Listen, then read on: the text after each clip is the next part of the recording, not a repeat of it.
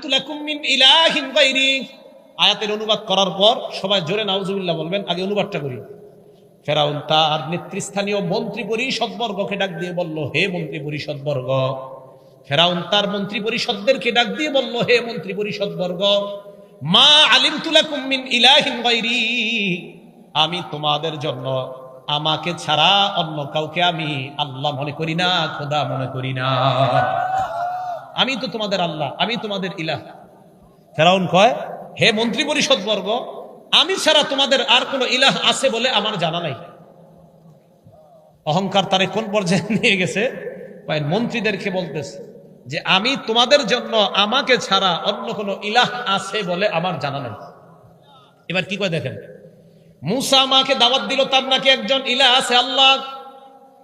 হামানকে ফেরাউন ডাক দিয়ে কয়, ফাউকিদলি ইয়া হামান আলাত তিন, হামান তুমি মাটি পুরাও, ইট বানাও, বানানোর পর ফাজআললি সরহা, এই ইটের মাধ্যমে তুমি বিশাল বড় একটা প্রাসাদ বানাও। বর্তমান জামানার অনেকে দাবি করে এই যে ব্রিক ফিল আছেন আপনাদের এলাকা, ইট পুরায়, এদিকে আধুনিক আবিষ্কার। কোরআনে আল্লাহ তাআলা জানাই দিতেছে, নবী 18,000 বছর আগে এই ইট পুরানোর কথা কোরআনে আছে। এই যে ফেরাউন বলতেছে, ফাউকিদলি ইয়া হামান, হামান তুমি আমার জন্য আলাত্তিনি, ইট পুরাও, মাটি পুরায়া ইট বানাও, এই ইট দিয়া ফাজআললি সরহা, তুমি বিশাল বড় প্রাসাদ বানাও, লাআল্লি আত্তালিউ ইলা ইলাহি মূসা, আমি যাতে প্রাসাদের উপর উঠা মূসার ইলাহকে দেখতে পারি। এটা ফেরাউনের বক্তব্য। ভাই কেন? ওয়া ইন্নী লাআযুন্নুহু মিনাল কাযিবিন, আমি মূসাকে একজন মিথ্যাবাদী মনে করি। বলেন নাউযুবিল্লাহ। অহংকার কোন পর্যায়ে নিয়ে গেছে? মূসা আলাইহিস সালাতু ওয়াস সালামকে ফেরাউন এখন মিথ্যাবাদী মনে করে। তাহলে ফেরাউন একজন নেতা, শুধু নেতা না, ফেরাউন ছিল দেশের প্রেসিডেন্ট। এই প্রেসিডেন্ট তার মন্ত্রী পরিষদ বর্গদেরকে ডাক দিয়ে বলতেছে, ও মন্ত্রী পরিষদ বর্গ, আমি ছাড়া তোমাদের আর কোন ইলাহ আছে বলে আমার জানা নেই। এটা সূরা কসসের 38 নম্বর আয়াত। এবার 39 নম্বর আয়াতে আল্লাহ কি বলে দেখেন, ওয়াস্তাকবারা হুয়া ওয়া জুনুদুহু ফিল আরদি বিগাইরিল হক, ফেরাউন এবং তার সেনাবাহিনী দুনিয়ার মধ্যে অন্যায়ভাবে অহংকার করলো। ওয়াজান্নু আন্নাহুম ইলাইনা লা ইউরজাউন, তারা মনে করলো আমার কাছে তাদেরকে ফিরানো হবে না। যারা সামনে আছেন বলেন, একদিন আমরা কার কাছে ফিরে যেতে হবে? কার কাছে যেতে হবে? আল্লাহ সূরা কসসের 40 নম্বর আয়াতে বলেন, ফাখাযনাহু ওয়া জুনুদাহু, ফেরাউনকে এবং তার সেনাবাহিনীকে আমি পাকড়াও করলাম। ফানাবাযনাহুম ফিল ইয়াম, আমি আল্লাহ সমুদ্রে ডুবায়া তাদেরকে মারলাম। ফানজুর কাইফা কানা আকিবাতুজ জালিমিন, আল্লাহ বলে দেখো জালেমদের শেষ পরিণতি কত ভয়ঙ্কর, ভালোভাবে দেখো। আয়াতের মাধ্যমে আল্লাহ বুঝাইতে চায়, দুনিয়ার মধ্যে অহংকার করে যারা জুলুম করবা আর জালেম হিসাবে তোমাদের পরিচয় লাভ করবা, মনে রাখবা আমি আল্লাহ ফেরাউন আর তার সেনাবাহিনীকে ডুবিয়েছিলাম, এখনো আমি আল্লাহ ডুবাইতে পারি। শুধুমাত্র তোমাদের নবীর দোয়া যদি না থাকতো, আমি একটা জালেমকেও ছাড় দিতাম না। নবী দোয়া করছে, আল্লাহ আমার সম্প্রদায়, আমার উম্মতকে আপনি একবারে ধ্বংস করে দিয়েন না। নবীর এই দোয়াটা আল্লাহ কবুল করে নিয়েছে। না হয় আল্লাহ পাক রব্বুল আলামিন বর্তমান জামানায় যেইভাবে অহংকারের সাথে সত্যকে অস্বীকার করে, তা আল্লাহ কিন্তু পারতেন ওই জাতির মতো তাদেরকে মাটির নিচে দাফন করে দিতে। তাই তাদের মতো আল্লাহ তাদেরকে ডুবিয়ে মারতে পারতেন, পারতেন না আল্লাহ? আল্লাহ আমাদের সকলকে অহংকার মুক্ত ভাবে যেন দুনিয়াতে চলতে পারি তৌফিক দান করেন। 7 নম্বর কথা, সূরা জাসিয়া আয়াত নাম্বার 7। এই আয়াতে আল্লাহ বলেন, ওয়াইলুল লিকুল্লি আফফাকিন আসিম, প্রত্যেক মিথ্যাবাদী অপরাধীর জন্য দুর্ভোগ। ইয়াসমাউ আয়াতিল্লাহ, এলাকাবাসী মন দিয়ে শুনেন, আল্লাহ বলেন ইয়াসমাউ আয়াতিল্লাহ, আল্লাহর কোরআনের আয়াত শুনে, তুতলা আলাইহি, যেই কোরআন তাদের সামনে তেলাওয়াত করা হয়, সুম্মা ইউসিররু মুস্তাকবিরা, এরপরে অহংকারের উপর অটল থাকে, কাআল্লাম ইয়াসমাহা, কোরআন তেলাওয়াত শুইনাও ভাব করে এমন যেন শুনে না। আসেনি এমন মানুষ? কোরআন তেলাওয়াত শুনে, শোনার পর এমন ভান করে কাআল্লাম ইয়াসমাহা, যেন সে এটা শুনেই না। আল্লাহ বলে ফাবাশশিরহু বিআযাবিন আলীম, তাকে যন্ত্রণাদায়ক আযাবের সুসংবাদ দিয়ে দাও। বলেন নাউযুবিল্লাহ। আল্লাহ বলেন প্রত্যেক অধিক মিথ্যাবাদী গুনাহগারের জন্য দুর্ভোগ, যেই ব্যক্তি কোরআন শুনে, যেই কোরআন তার সামনে তেলাওয়াত করা হয়, এরপর অহংকার প্রদর্শন করে সে এমন ভাব করে যে কোরআন সে শোনেই না, আল্লাহ বলে তার জন্য দুর্ভোগ। আল্লাহ আমাদের সকলকে অহংকার মুক্ত জীবন যাপন যেন করতে পারে আল্লাহ তৌফিক দান করেন। 8 নাম্বার, এই 8 নাম্বারটা ভালো করে মনে রাখবেন। কারুন, ফেরাউন, হামান। বলেন তো 3টা নাম। কারুন, ফেরাউন, হামান। সূরা আনকাবুতের 39 নম্বর আয়াতে আল্লাহ বলেন ওয়া কারুন, বলেন তো, ওয়া ফিরআউন ওয়া হামান। এইভাবে আসছে আয়াতটা। আল্লাহ বলেন ওয়া কারুন ওয়া ফিরআউন ওয়া হামান ওয়া লাকাদ জাআহুম মূসা বিল বাইয়িনাত। কারুন, ফেরাউন এবং হামান তাদের কাছে মূসা নবী স্পষ্ট দলিল নিয়ে আসছে। আসার পর ফেরাউন মূসা নবীকে কয়, কি প্রমাণ নিয়ে আসছো? মূসা নবী কয়, আমার হাতে যে লাঠি, এই লাঠি যদি আমি ফালাই সাপ হয়ে যাবে। আবার সাপের মধ্যে হাত দিলে আল্লাহ লাঠিতে রূপান্তরিত করে দেয়। ফেরাউন কয়, দেখাও। আল্লাহ পাক রব্বুল আলামিন বলেন, হে মূসা পয়গম্বর, চিন্তার কোনো কারণ নাই, আপনি আপনার হাতের লাঠিটা জমিনের মধ্যে ফালান। মূসা নবী লাঠি জমিনের মধ্যে ফালায়। ফালানোর পর ফাইদা হিয়া হাইয়াতুন তাসআ, বিশাল বড় এক সাপ হয়ে ওই ফেরাউনের সামনে দৌড়াদৌড়ি শুরু করে দেয়। এত বড় সাপ। ফেরাউন সাপ দেখার পর সিংহাসন থেকে নামার পর কয়, মূসা আগে সাপ থামাও, এরপর কথা হবে। আল্লাহ পাক রব্বুল আলামিন মূসা নবীকে বলেন, খুযহা ওয়ালা তাখাফ, হে মূসা পয়গম্বর, চিন্তার কোনো কারণ নাই, এই সাপের মধ্যে আপনি হাত দেন। সানুঈদুহা সিরাতাহাল উলা, আমি আল্লাহ লাঠিকে সাপ বানাইলাম, আপনি এই সাপে হাত দিলে আমি আল্লাহ আবার এই সাপ লাঠিতে রূপান্তরিত করে দিব। মূসা নবী আবার সাপে হাত দিছে, এটা লাঠি হয়ে গেছে। ফেরাউন অবাক, আর কিছু আছে? মূসা নবী কয়, হ্যাঁ আছে। আল্লাহ বলেন, উখরুজ ইয়াদাকা মিন জাইবি, আপনি আপনার হাত এখান থেকে বের করেন, পকেট থেকে বের করেন, বগলের নিচ থেকে বের করেন। মূসা নবী যখন হাত বের করলেন, আখরাজা ইয়াদাহু ফাইদা হিয়া বাইদাউ লিন-নাযিরিন, হাত বের করার পর মাটির কালারের হাত থেকে সুন্দর একটা আলো বের হয়ে যায়। আলো বের হওয়ার পর ফেরাউন কয়, সর্বনাশ, এটা আবার কি নিদর্শন? আল্লাহ পাক বলেন, এত এত নিদর্শন দেখানোর পরেও ফাস্তাকবারু, কারুন, হামান, ফেরাউন তারা অহংকার করলো, সত্যকে গ্রহণ করে নাই। আল্লাহ পাক রব্বুল আলামিন বলেন, এরা বুঝতে পারছে মূসা যে একজন সত্য নবী, এরপরেও তারা অহংকারের কারণে সত্য গ্রহণ করতে পারে নাই। আল্লাহ বলেন, ফাকুল্লান আখাযনা বিযামবি, আমি সবগুলাকে পাকড়াও করলাম তাদের অপরাধের কারণে। এর মধ্যে কাউকে ডুবায় মারলাম, কাউকে আমি মাটির নিচে দাফন করে দিলাম। কারুন মাটির নিচে গেছে, কিয়ামত পর্যন্ত যেতেই থাকবে, যেতেই থাকবে।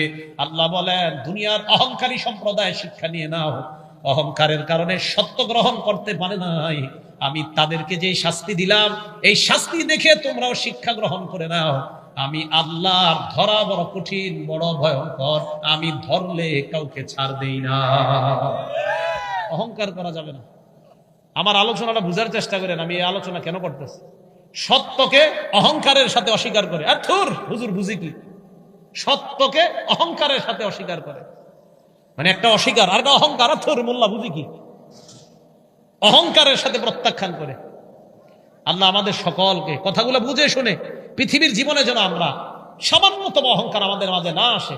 আল্লাহ আমাদের সকলকে অহংকার মুক্ত জীবন সমাজ গঠন করার তৌফিক দান করুন। 9 নাম্বার কথা, সূরা আরাফের 146 নাম্বার আয়াত।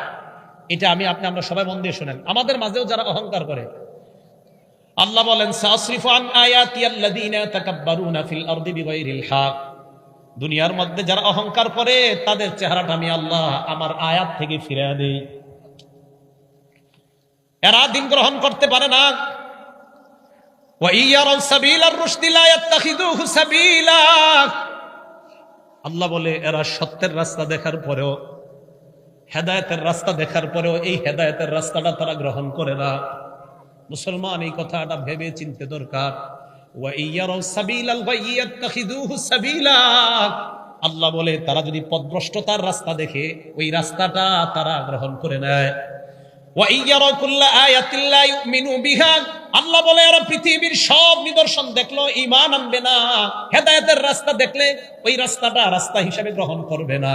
পথভ্রষ্টতার রাস্তা যদি দেখে ওই রাস্তাটা রাস্তা হিসাবে গ্রহণ করে নেয়। ফেসবুক ইউটিউবের মধ্যে একদিকে যেমন ভালো আছে আরেক দিকে খারাপ আছে। একদল মানুষ রাতের বেলা ইউটিউব ছাড়ার পর ওয়াজ নসিহত দেখে সত্যকে গ্রহণ করে নেয়, আরেক দল দেখে আমাদের গান ইত্যাদি এখন আর কেউ দেখে না। এই জ্বালা এখন একদল মানুষ আলেমদেরকে সহ্য করতে পারে না। যে হুজুরদের জয় জয়কর অবস্থা সব জায়গায়। রুশদি, একদল মানুষ সত্যের রাস্তা দেখে, দেখার পর এটা গ্রহণ করে না। আরেক দল পথভ্রষ্টতার রাস্তা দেখে এটাই গ্রহণ করে, কহা এটা সঠিক।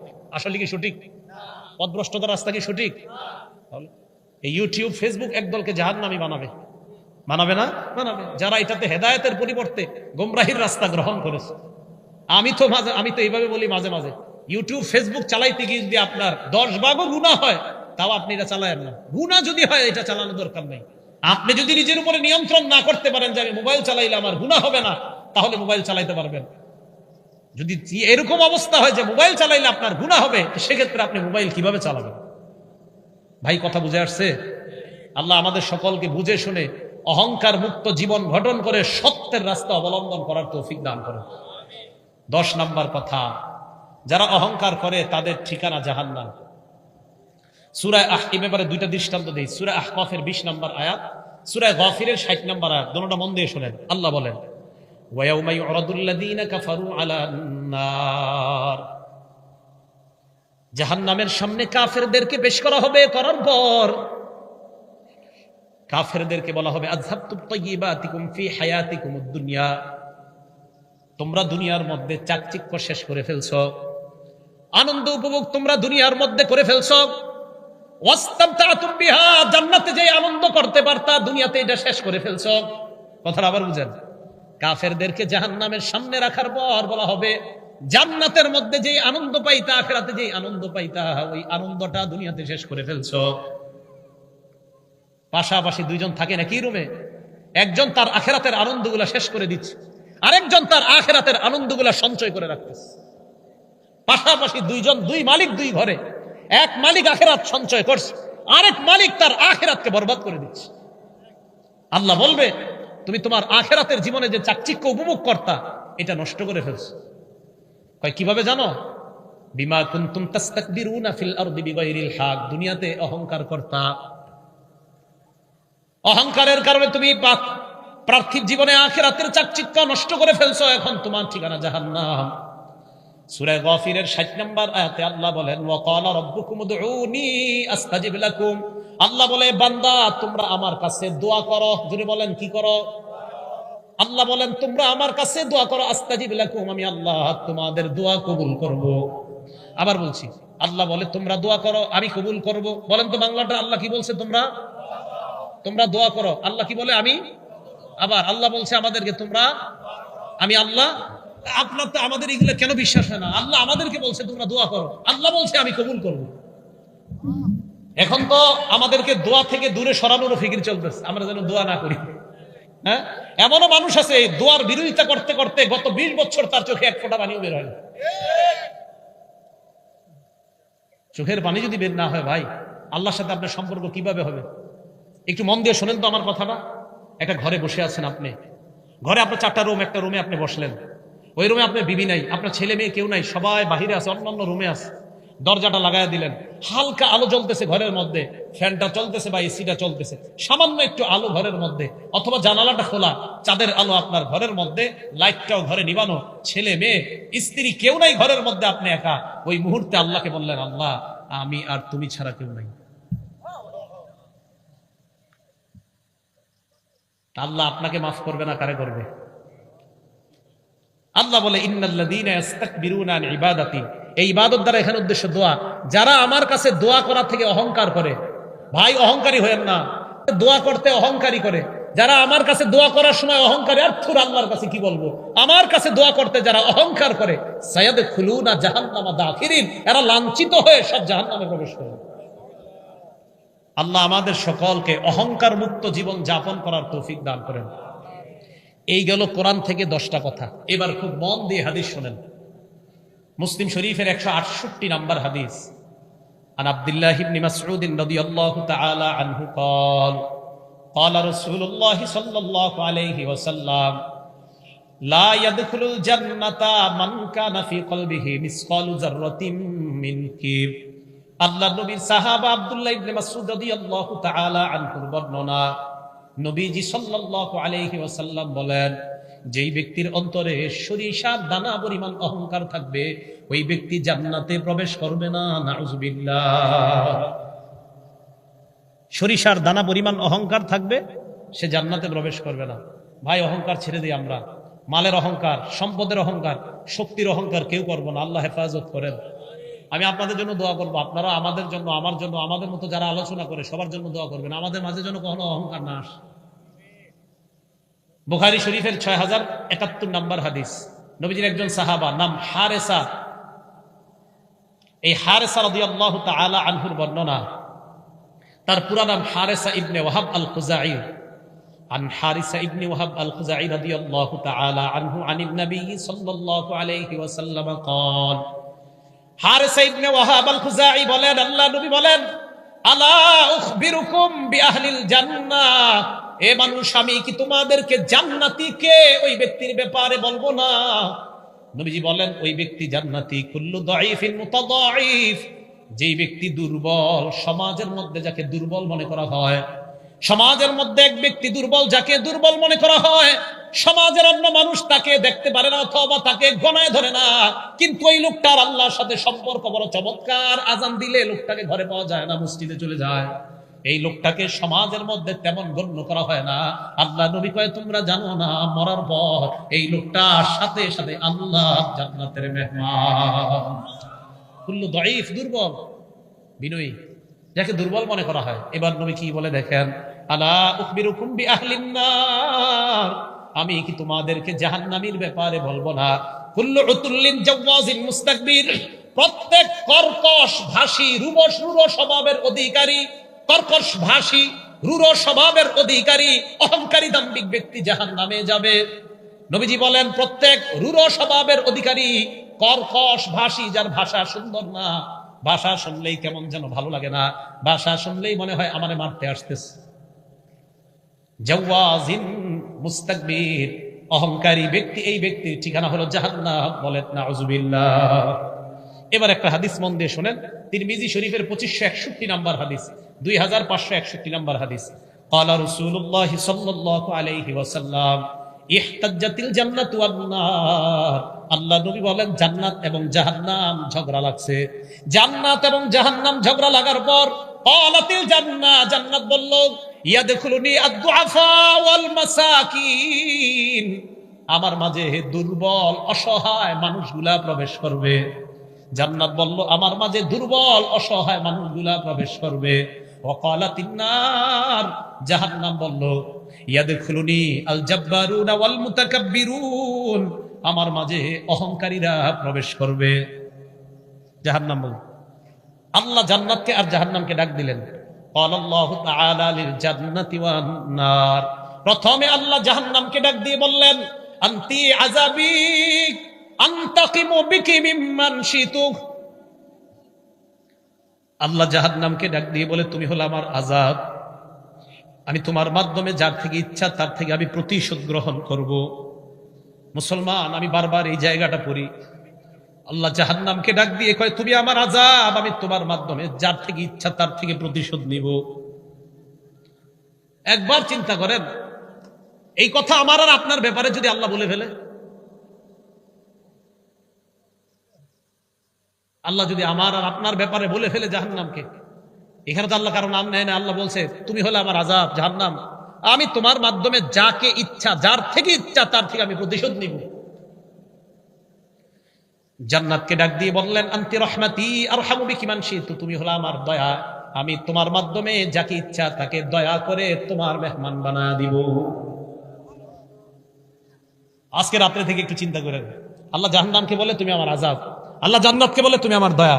আবার বলছি মুসলমান ভাইয়েরা, আল্লাহ জাহান্নামকে বলে তুমি আমার আযাব, আল্লাহ জান্নাতকে বলে তুমি আমার দয়া। এই জাহান্নাম, আমি তোমার মাধ্যমে যাকে ইচ্ছা তার থেকে প্রতিশোধ নিব।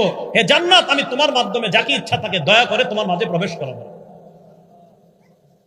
প্রত্যেকদিন একটু চিন্তা করেন, আমি আপনি যেন ওই দ্বিতীয়টা রহমতের মধ্যে অন্তর্ভুক্ত হয়ে যাই। আল্লাহ আমাদের সকলকে যেন রহমতের ছায়ায় আমাদেরকে অন্তর্ভুক্ত করে জান্নাতের মেহমান বানায়।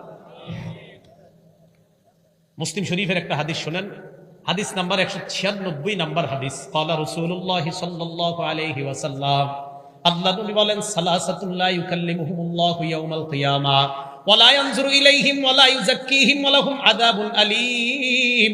আল্লাহর নবী বলেন, তিন ব্যক্তির দিকে আল্লাহ কিয়ামতের ময়দানে তাকাবে না, তিন ব্যক্তির সাথে আল্লাহ কথা বলবে না, তিন ব্যক্তিকে আল্লাহ পবিত্র বানাবে না, তিন ব্যক্তির সাথে আল্লাহ কথা বলবে না, তিন ব্যক্তির দিকে আল্লাহ তাকাবে না, তিন ব্যক্তিকে আল্লাহ পবিত্র বানাবে না। এক নাম্বার শাইখুন জানিন, বৃদ্ধ বয়সে যেই বৃদ্ধ ব্যভিচার করে তার দিকে আল্লাহ তাকাবে না, তার সাথে আল্লাহ কথা বলবে না, এই ব্যক্তিকে আল্লাহ পবিত্র বানাবে না। এক নাম্বার শাইখুন জানিন, বৃদ্ধ বয়সে যে জিনা করে ব্যভিচার করে, বয়স হয়ে গেছে, ওই বয়সে যে জিনা ব্যভিচার করে তার দিকে আল্লাহ তাকাবে না, তার সাথে আল্লাহ কথা বলবে না, তাকে আল্লাহ পাক রব্বুল আলামিন পবিত্র বানাবে না। দুই নাম্বার, ওয়া মালিকুন কাজ্জাব, মিথ্যাবাদী শাসকের সাথে আল্লাহ কথা বলবে না, মিথ্যাবাদী শাসকের দিকে আল্লাহ তাকাবে না, মিথ্যাবাদী শাসককে আল্লাহ পবিত্র বানাবে না। এ হলো দুই নাম্বার। তিন নাম্বার, ওয়া আইলুন মুস্তাকবির, অহংকারী দাম্ভিকের সাথে আল্লাহ কথা বলবে না, অহংকারী দাম্ভিকের দিকে আল্লাহ তাকাবে না, অহংকারী দাম্ভিককে আল্লাহ পবিত্র বানাবে না। একবার বিছানায় মাথা লাগায় চিন্তা করেন, আমার নাম যদি কিয়ামতের ময়দানে অহংকারী হয়ে যায়, আমার আল্লাহ আমার সাথে কথা বলবে না। আমার আপনার নাম যেন অহংকারী না হয়। আল্লাহ আমাকে আপনাকে এই সমাজকে অহংকার মুক্ত হয়ে, আমরা সবাই যেন অহংকার মুক্ত হয়ে কবরে যেতে পারি, আমি আপনি আমরা সবাই যেন জান্নাতে সবাই একসাথে আবার সাক্ষাৎ করতে পারি, আল্লাহ তৌফিক দান করেন। ভাই, অহংকার করা যাবে না। তাহলে বলেন তো, আবার প্রথম থেকে আসেন তো, কিবির কাকে বলা হয়? অহংকারের সাথে সত্যকে অস্বীকার করা। বলেন তো, কিবির কাকে বলা হয়? অহংকারের সাথে সত্যকে অস্বীকার করা। আল্লাহ আমাদের সকলকে সত্যকে স্বীকার করে মেনে নিয়ে আমরা যেন বিনয়ী হয়ে জান্নাতি মেহমান হতে পারি, আল্লাহ তৌফিক দান করেন। এবার আরেকটা হাদিস শোনেন, হাদিসটা মুসলিম শরীফের 5360 এবং 5361 নাম্বার হাদিস। নবী সাল্লাল্লাহু আলাইহি ওয়াসাল্লাম আজীব এক হাদিস শোনাইছে। ক্বালা রাসূলুল্লাহ সাল্লাল্লাহু আলাইহি ওয়াসাল্লাম, আল্লাহ নবী বলেন, বাইনামা রাজুলুন ইয়াতাবাখতারু ইয়ামশি ফি বুরদাইন, এক ব্যক্তি একদিন রাস্তায় হাঁটতেছে দুইটা দামি চাদর গায়ে দিয়ে। এই জায়গায় একটু বুঝেন, দামি চাদর গায়ে দেয়া দোষের না, অহংকার এসে যাওয়া দোষের। বড় বিল্ডিং বানানো দোষের না, অহংকার এসে যাওয়া দোষের। নেতা হওয়া দোষের না, অহংকার এসে যাওয়া দোষের। বিশাল বড় কোটিপতি হয়ে যাওয়া দোষের না, অহংকার এসে যাওয়া দোষের। কথাগুলো বুঝে মনে থাকবে তো? দামি কাপড় পরিধান করা এটা দোষের না, কিন্তু অহংকার এসে যাওয়া এটা দোষের। এক ব্যক্তি রাস্তায় হাঁটতেছে, কয়টা চাদর গায়ে? দুইটা দামি চাদর। তো নবীজি বলেন, সে যখন হাঁটতেছে, ইয়াতাবাখতারু, অহংকার করে হাঁটতেছে। ফাআজাবাতহু নাফসুহু, মনে মনে তার নিজের অনেক বড় মনে হইতেছে, আরে আমার মতো এরকম চাদর আর এই এলাকার কে গায়ে দিতে পারে? ভাই, এই কথাটা একটু মন দিয়ে শোনেন। নবীজি কি বলে? খাসাফাল্লাহু বিহিল আরদ, ওই মুহূর্তে আল্লাহ তারে জমিনের নিচে দাফন করে দিস। নবীজি বলেন, ফাহুয়া ইয়াতাজালজালু বিহা ইলা ইয়াউমিল কিয়ামাহ, শোনো আমার উম্মত, এই ব্যক্তি কিয়ামত পর্যন্ত মাটির নিচে যেতেই থাকবে, যেতেই থাকবে, শুধু অহংকার করার কারণে। এখনো আমরা অনেকে অহংকার করে রাস্তার মধ্যে হাঁটি, জানেননি কেন আল্লাহ ধরে না? কারণ নবীজি আল্লাহর কাছে দোয়া করছে, আমার উম্মতকে একবারে ধ্বংস করে দিয়েন না। ওই নবীর দোয়া বারবার আমাদেরকে বাঁচায় দেয়। না হয় যেইভাবে অহংকার সুলভ কথা হয়, কর্ম হয়, আল্লাহর নবীর দোয়া না থাকলে ওই অহংকারীদেরকে আল্লাহ পানির মধ্যে ডুবায় মাটির নিচে দাফন করে মারতেন। যেইভাবে অহংকার সুলভ কথা আর আচরণ করা হয়, আল্লাহ চাইলে পারতেন। নবীর দোয়ার কারণে সবাই বারবার বেঁচে যাচ্ছে। তাহলে এই হাদিস দ্বারা কি বুঝলাম দেখেন তো? দুইটা দামি চাদর গায়ে দিয়ে অহংকার করে হাঁটতেছে। তাহলে সব পোশাক, দামি পোশাক পরা কি নাজায়েজ? বুঝে নেই, দামি পোশাক পরা নাজায়েজ। নাজায়েজ কোনটা? অহংকার। বড় বিল্ডিং বানানো হালাল টাকা দিয়ে, এটা কি নাজায়েজ? নাজায়েজ কোনটা? অহংকার। কোটিপতি হালাল পন্থায় হওয়া কি নাজায়েজ? অহংকার হেসে যাওয়াটা নাজায়েজ। এবার তিরমিজি শরীফের একটা হাদিস শোনেন, 2492 নাম্বার হাদিস, 2492 নাম্বার হাদিস তিরমিজি শরীফের।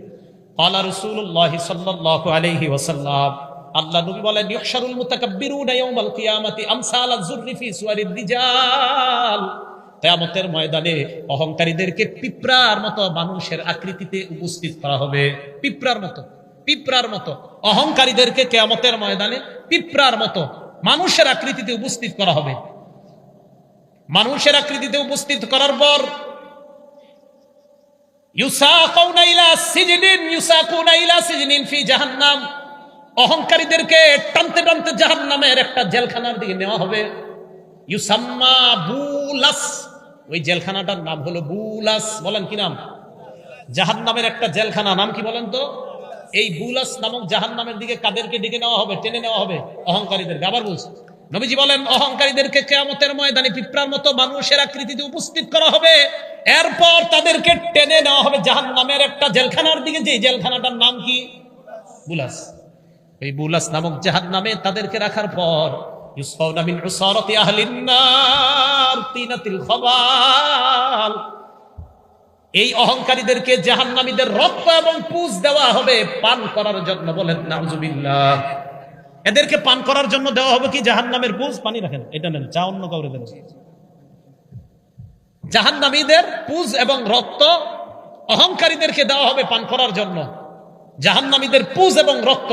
তাহলে এবার বলেন তো জাহান্নামীদের, আল্লাহ আমাদের সকলকে দাম্ভিকতা অহংকার মুক্ত জীবন করে, টাকার অহংকার, পয়সার অহংকার, অর্থের অহংকার, স্বর্ণ রূপার অহংকার, জামা কাপড়ের অহংকার, সব ধরনের অহংকার থেকে বেঁচে সামান্য পরিমাণ অহংকার মুক্ত হয়ে যেন আমরা